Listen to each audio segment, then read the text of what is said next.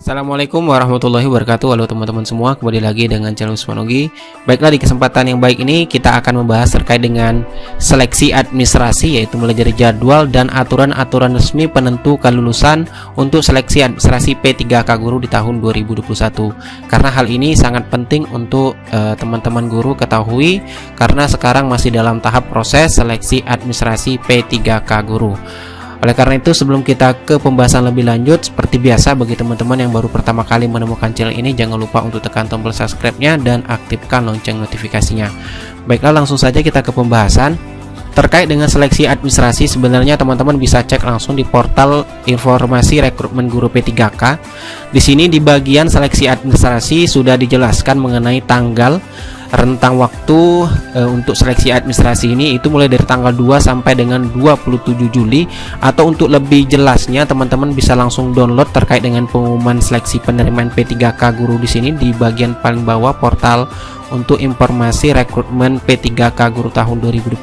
Di sini klik saja bagian selengkapnya, maka kita langsung diarahkan ke pengumuman untuk P3K Guru ini. Nah, kita langsung cari saja terkait dengan seleksi administrasi di bagian sini, seleksi administrasi. Nah, ini terkait dengan jadwalnya teman-teman. Jadi silakan teman-teman ketahui atau catat kalau perlu terkait dengan seleksi administrasi ini, itu berlangsung dari tanggal 2 sampai dengan 27 Juli 2021.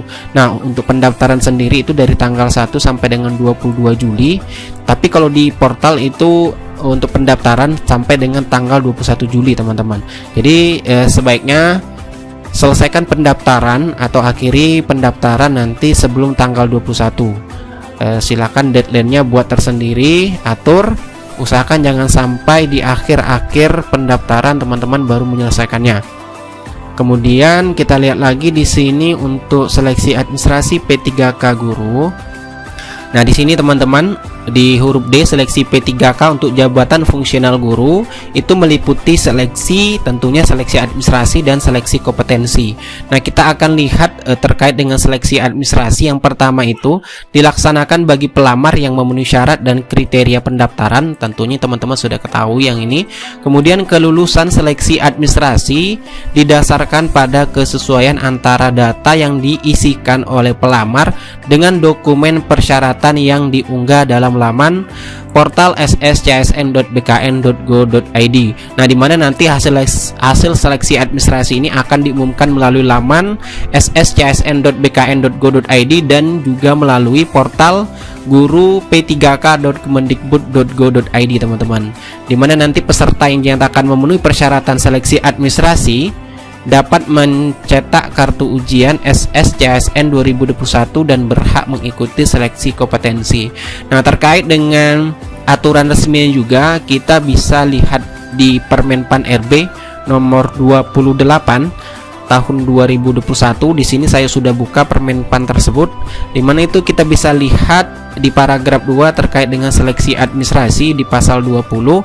Di sini dijelaskan di ayat 1, seleksi administrasi sebagaimana dimaksud pada pasal 19 huruf A itu dilakukan untuk mencocokkan persyaratan administrasi dan kualifikasi dengan dokumen pelamaran.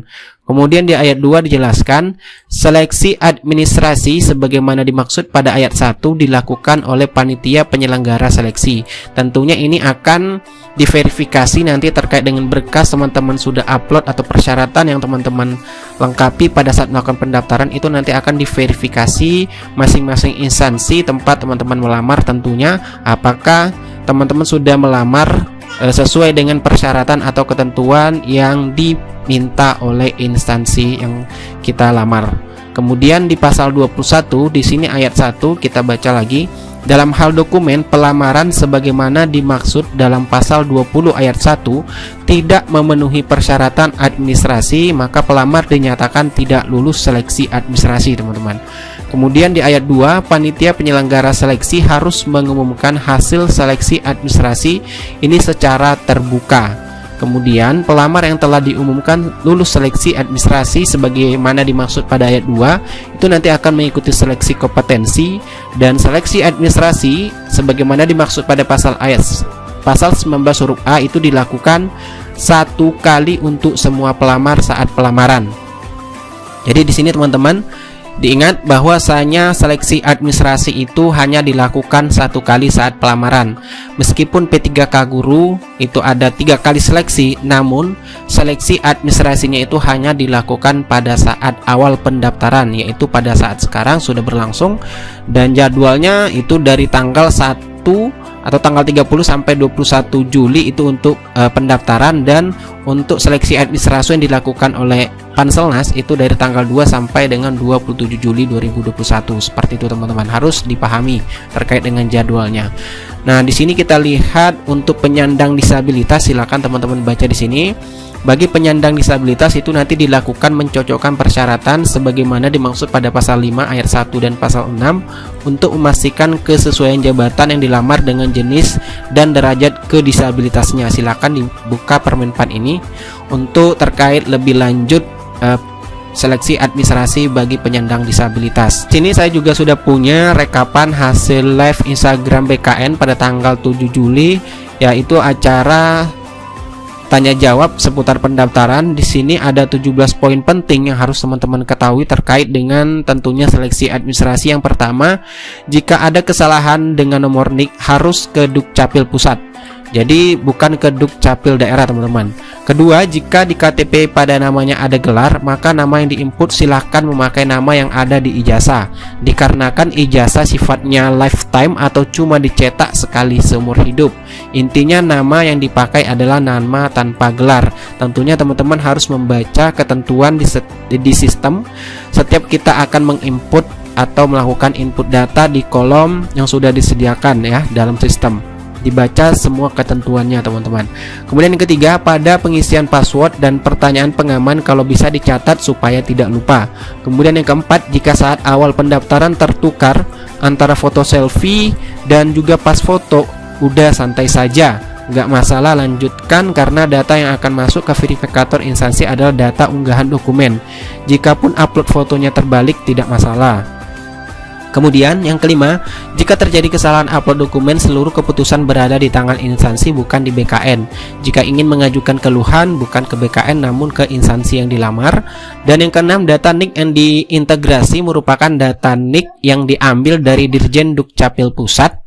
Yang ketujuh, apabila sudah diakhiri pendaftaran dan sudah diakhiri, jika terjadi kesalahan upload atau sebagainya sudah tidak bisa lagi diedit, silahkan perbanyak doa, hati-hati. Jadi sini harus teliti teman-teman dalam menginput data teman-teman sekalian. Yang kedelapan, akreditasi yang dipakai adalah akreditasi di saat lulus, khusus untuk pelamar jalur cum laude. Prodi akreditasinya harus A dan universitasnya juga harus A. Kemudian yang kesembilan, pendaftaran akun ini dilakukan di awal semua. Jadi harus bikin akun baru, lupakan akun lama saat pendaftaran di tahun sebelumnya atau di tahun 2019. Karena kenapa seperti ini? Dikarenakan data ASN sangat banyak, maka data pelamar yang gugur terdahulu otomatis sudah dihapus sehingga harus dimulai kembali dari awal.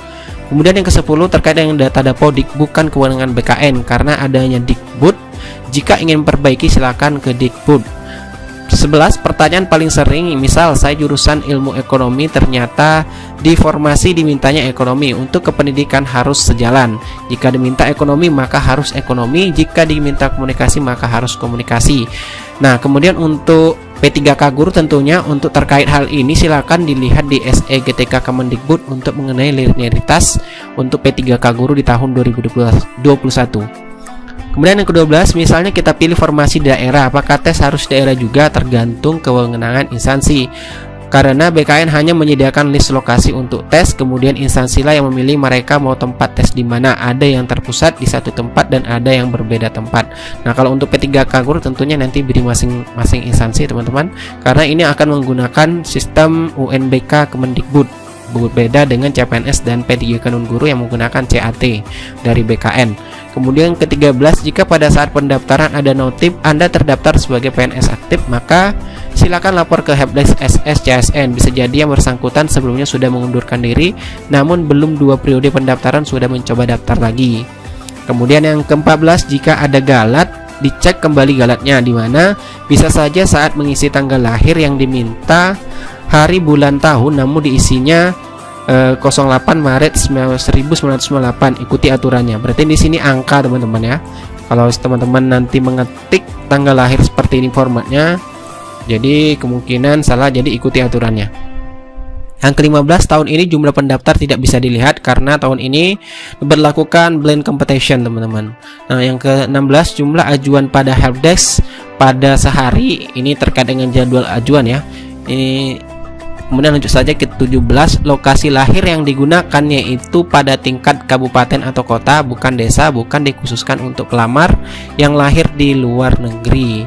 Nah, jadi teman-teman, ini baca ketentuan terkait tempat lahir untuk kabupaten atau kota pada saat diinput biodata. Jadi pastikan kabupaten atau kota yang teman-teman masukkan. Jadi silakan dibaca ketentuan setiap yang ada di sistem setiap kita menginput data untuk pendaftaran baik di PCPNS maupun di P3K.